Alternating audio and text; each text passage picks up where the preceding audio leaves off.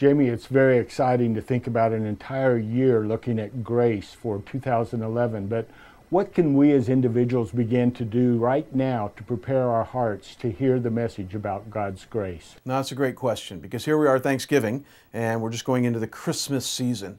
And at one point in the New Testament, in talking about Jesus, it describes him this way. It says, the grace of God has appeared to us.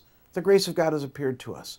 And so really, when John says that Jesus came to us full of grace and truth, he wasn't kidding. That in Jesus is the fullness of God's grace. It's how we know God's grace is through knowing and experiencing Christ and Jesus in our lives. And so think about it. No better time to focus on the grace of God than at Christmas, when we celebrate the coming of Christ into this world.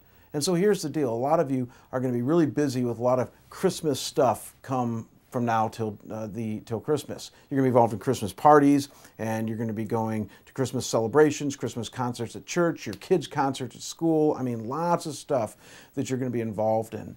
But don't let the grace of God escape you this Christmas season. Spend some extra time reading, say, John chapter 1, or Romans chapter 8, or Ephesians chapter 2. Three great chapters right there that just explode God's grace in our lives and to us. Take some time to thank God for his grace. Take some time to read the stories of the biblical narratives, of the birth narratives, in the New Testament. Again, Luke chapter 1 and 2, Mark chapter 1, Matthew chapter 1 and 2, and explore, again, the biblical birth narratives. And ask yourself, as you're reading all of that stuff, just how has God's grace literally appeared to us? What is it about Christ that we've seen the grace of God come to us in such a visible and powerful way?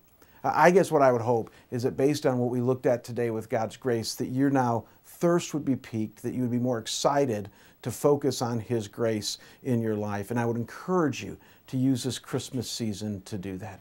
Talk about his grace, read about his grace, and you'll be glad that you did. And you'll be more prepared for where we're going to start going in January.